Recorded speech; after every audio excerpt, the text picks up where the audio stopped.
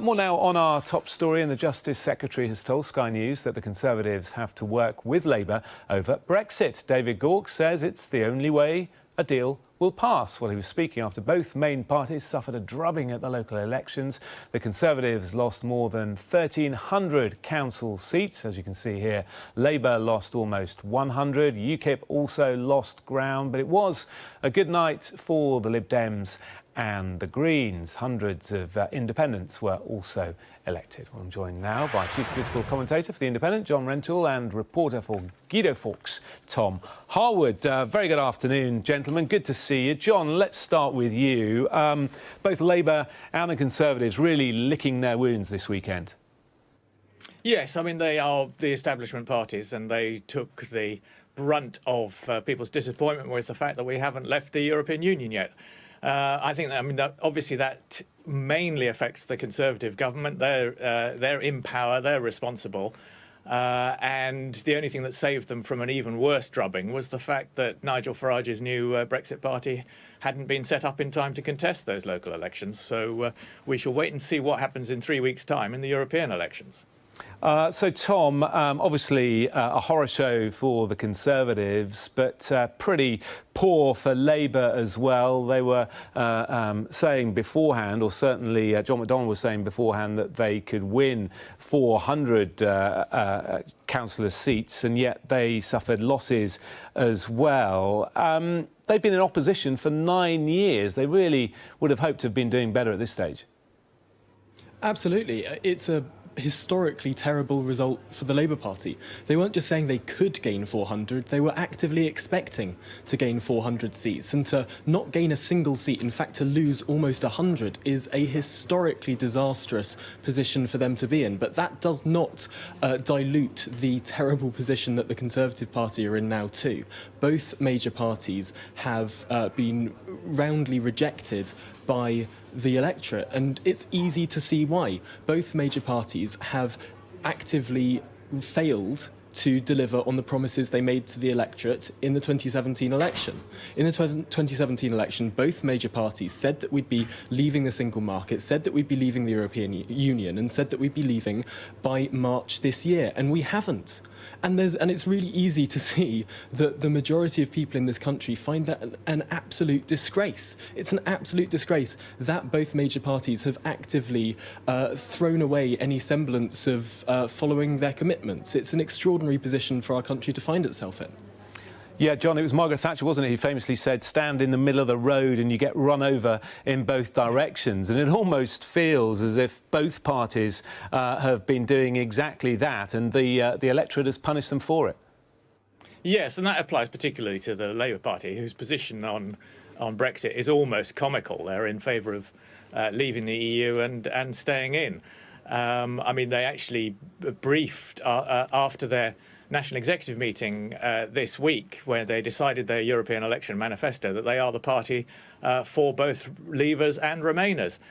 It's going to be quite difficult for them to maintain that balancing position. But as Tom says, the real losers are the Conservatives. They're in government. They've failed to deliver Brexit. The Labour Party's position is ambiguous, certainly, but over time, Remain-inclined voters are going to be quite happy not to leave the EU, and they will carry on voting Labour. But what will happen to Leave voters is another question. I think Nigel Farage is going to be a power in the land over the next 3 years, and the Conservative Party is going to be toast. Which moves us on to all this talk today of compromise, Tom, between Labour and the Conservatives. David Gauke on Sky News today was saying both sides are going to need to compromise. Jeremy Hunt was saying that there is a glimmer of hope that the Conservatives and Labour negotiations can come up with something. What are your thoughts? It's interesting how the people who are saying that we should compromise with the Labour Party, in effect dilute the result of that referendum, are all people who voted against the way that the majority of people in the country voted. It's the Remainers in the cabinet, like David Gauke, like Jeremy Hunt, who are saying, oh, we need to leave the EU, but not fully, not properly. We should keep tying ourselves into a customs union that means the EU controls our trade policy with the rest of the world.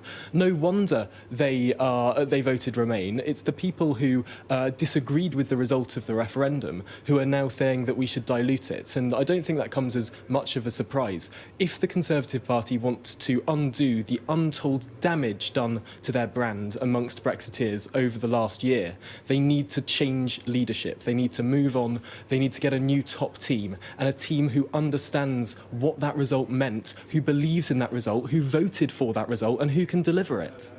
Yeah, John, no, go ahead. I was just going to say, we know that the head of the 1922 committee is meeting the Prime Minister on Tuesday, I think, to sort of say exactly that. You know, what dates? Give me a date for when you're going to go. No, I think Tom's a bit behind the times on that one. I mean, the idea that a different leader of the Conservative Party could deliver a different Brexit result, I'm afraid, runs up against the arithmetic in the House of Commons, as Michael Gove pointed out today. I mean, the Leavers have to face facts, which is that there is no deal that can get through the House of Commons. And Michael Gove may still hope that there's some kind of deal that can be negotiated with Labour. But, I mean, Labour have no incentive to help the Conservatives get out of the hole that they've dug for themselves. Jeremy Corbyn may say that we've got to do a deal. I don't think he means it. I don't think Labour have any incentive to do this deal. I think they can just sit on their hands and wait while the Conservatives implode. And the idea that, you know, Boris Johnson or anybody else could achieve a different result, I'm afraid, you know, just overlooks everything we've learnt about politics and the House of Commons in the last few months. It's not true. It's not true that the Prime Minister's hands were tied. If anyone tied them, she tied her hands herself. If they were tied by the House of Commons, Tom. If she wanted to take us out of the EU with no deal, she could have abided by the House of Commons diktat in terms of asking for an extension, but ask one for an hour, for a day, that would automatically make us leave. We have underestimated the power of the executive in this entire process, and it suited the Prime Minister very well to say, oh, I've been tied by Parliament, when in effect there are a number of routes that she could have gone down that would have meant that we left the EU with no deal on the 29th of March. She chose Tom, not to take them. If you're suggesting that the Prime Minister should have taken us out of the EU with no deal against the wishes of the House of Commons, that is an absurd constitutional well, actually outrageous constitutional suggestion. That the Prime Minister should defy the House of Commons, should actually trick the House of Commons, in fact, by sneaking us out of the EU without a deal. That is absolutely unconscionable. Sneaking us out following the result of a referendum that was won by more than 1.5 million votes in 2016. The majority of the country want us to leave.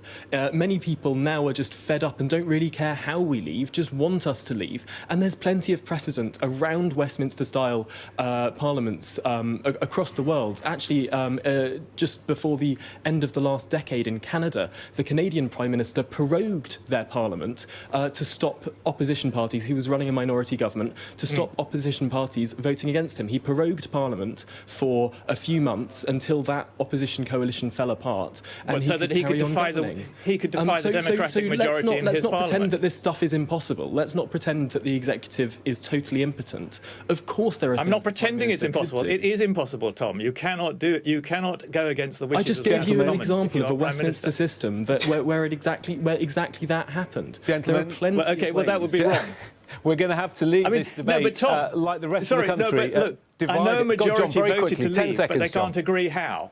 10 seconds, a majority of the country voted to leave, but they can't agree how, and therefore the House of Commons has to sort it out. Both parties are toast unless they deliver that result, and there's one way to do it, and do it quickly, and that's leaving with no deal. John Rentoul, Tom Harwood, divided like the rest of the country, it would seem. Thank you both very much indeed.